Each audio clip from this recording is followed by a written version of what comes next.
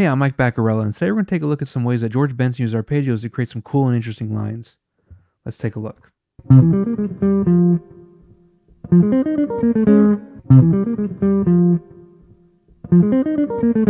This line is a 2-5 in the key of E flat major. You have F minor 7 to B flat 7 to E flat.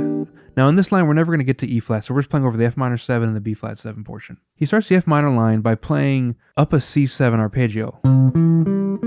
So it goes C on the 8th fret of the 6th string, E on the 7th fret of the 5th string, G with your first finger on the 5th fret of the 4th string, and then B flat with your pinky on the 8th fret of the 4th string. And then he grabs A flat, which is our third of F minor. So he's using this C7 arpeggio to enclose the third of the F minor scale. From the A flat he goes up to C on the 5th fret of the 3rd string, G, which is the 9th, on the 5th fret of the 4th string, down to the root on F. From there, he waits a couple beats and then he plays up an F minor 7 arpeggio. So we have F on the 8th fret of the 5th string, A flat on the 6th fret of the 4th string, C on the 5th fret of the 3rd string, and E flat on the 8th fret of the 3rd string. From there, he goes to D. So he's kind of, again, using this F minor arpeggio to enclose the third of the B flat 7. And then he does this really, really signature George Benson thing. This is the most George Benson thing on the planet. He jumps... So he jumps up to the B flat on the 6th fret, and then he jumps down an octave to B flat on the 4th string, A flat. That'd be the second part of the line.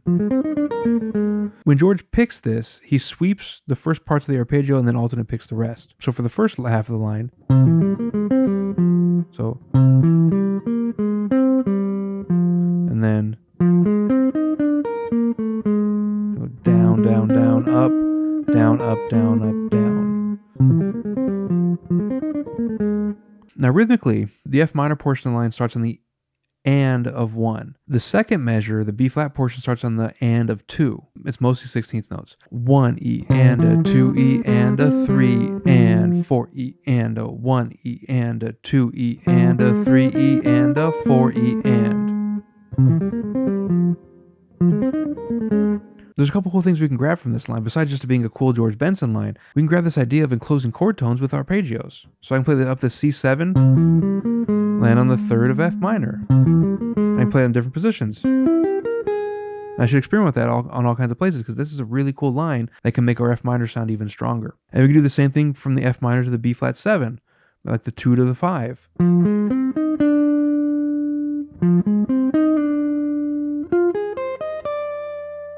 All of those work really well, and those are cool things that can be building blocks of longer lines. The other thing is, so the F minor portion line, if we take away all the rhythmic stuff out of it, that in and of itself can be a great 2-5 line.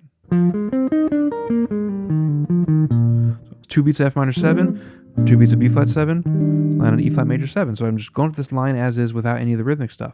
And then from here, instead of walking down chromatically to the A flat, I go B flat, A flat, and I land on G, which is the third of my E flat.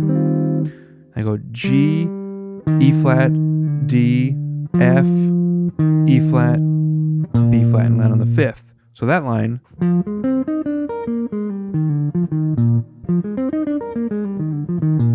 we just adapted George Benson's line to fit a more typical situation we might come across. So I hope you enjoyed taking a look at this really cool George Benson line. As we can see, there's a couple cool things within this line that we could add to our playing that will expand our playing in a good way. So thanks for checking out today's lesson.